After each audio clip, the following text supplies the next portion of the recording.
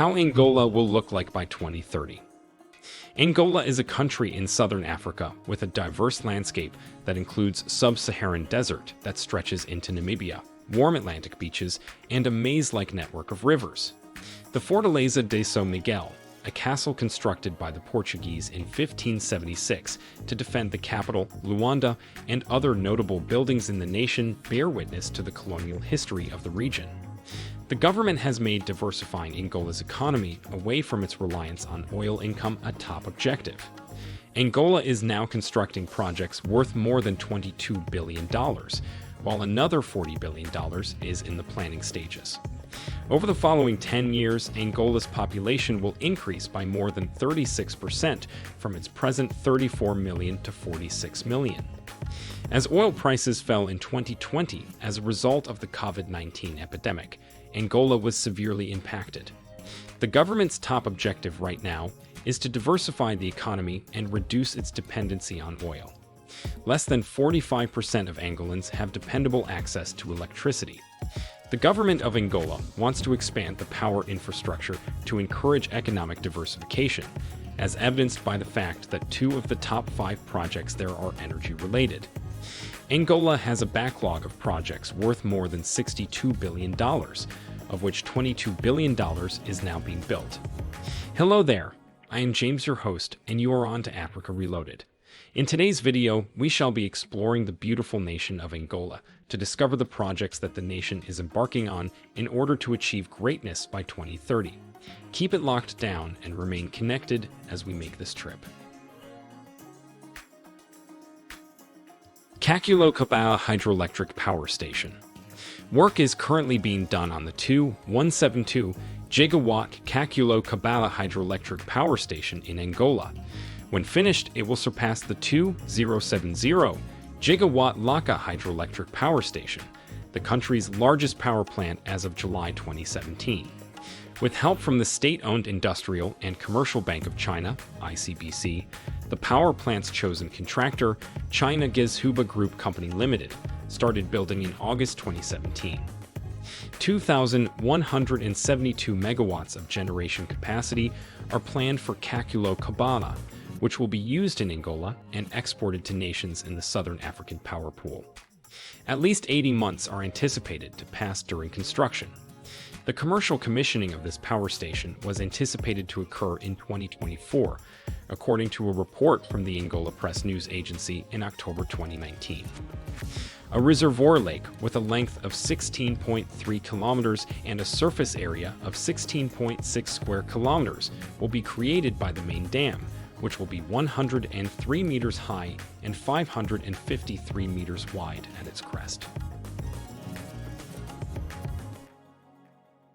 MCA Solar Project 950 megawatt. MCA, a Portuguese organization established in 1998, has completed 2 photovoltaic parks in the Angolan provinces of Biopio and Boa-Farda. About 1.8 million people will receive the 285 megawatt power of installed capacity, which will provide green electricity. MCA oversaw the engineering, procurement, and construction (EPC) phase of the project's implementation and is a member of the international consortium in charge of its development. The 2 parks are a part of Angola's National Development Plan for the years 2018 to 2022, which calls for diversifying the nation's energy sources. The photovoltaic plant in Biopio, Catambela Municipality, is the largest solar energy project in Angola and sub-Saharan Africa. Its anticipated installed capacity of 189 megawatt power, or enough electricity to power more than 1 million consumers, is the largest solar energy project in the region. There are over 509,000 solar panels in the park. Nearly 261,000 solar panels make up the second plant, Boa-Farda, which has 96 megawatt power and will add energy to the national grid for nearly 500,000 users. The facilities are a part of a group of 7 that should be operational by the end of the year and have a combined capacity of 370 megawatt power. They are located in the provinces of Benguela, Huambo, Bahia, Lunda Norte in Lucapa, Lunda Sul in Seremo, and Moxico in Luena. Together, they will supply 2.4 million people with green and healthy electricity.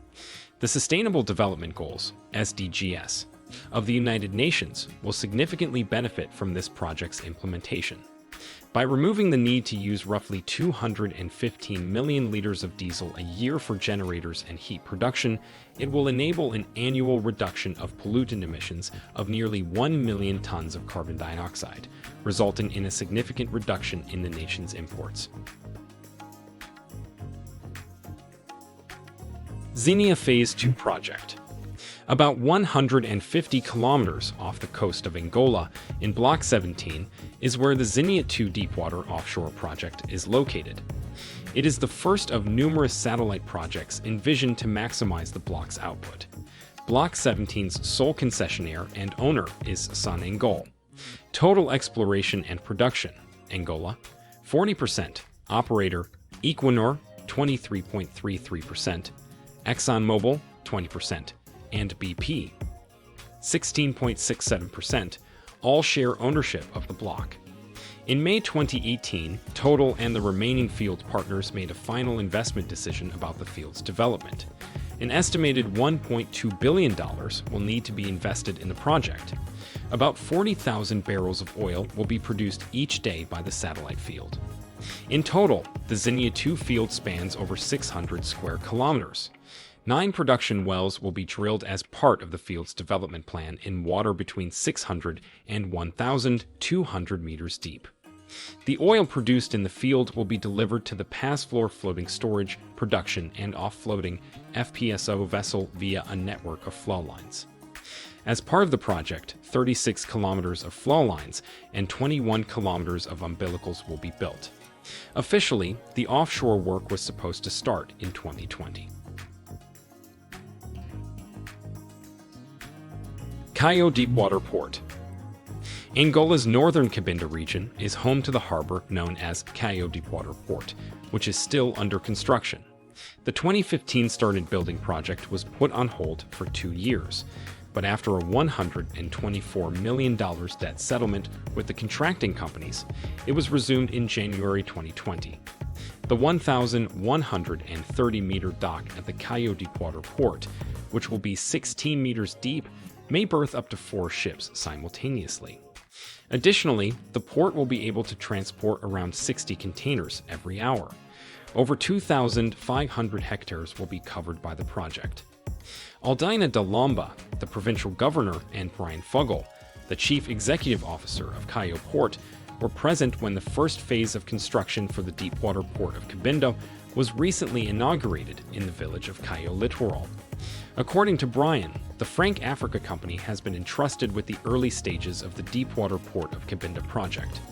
This company will mobilize European equipment to drill 20 to 60 holes that are 35 meters deep.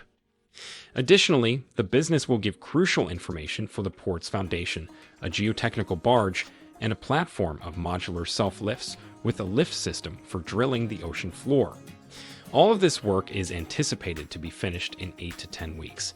Brian said that the building of the deepwater port of Cabinda was consistent with the government of Angola's ambitions for rebuilding the country's infrastructure. When finished, it will contribute to the economic growth of the Cabinda province and the entire nation. The deepwater port of Cabinda will be built in 3 phases, each of which is meticulously planned to guarantee that the port has little risk to the community and the environment while having long-lasting effects. A total of 1,000 direct employment will be generated, and additional jobs will be created as a result of the port's development's impact on business growth. Cabinda Refinery Project. The Malembo Plain in Angola's Cabinda province is the site of the Cabinda Oil Refinery's construction.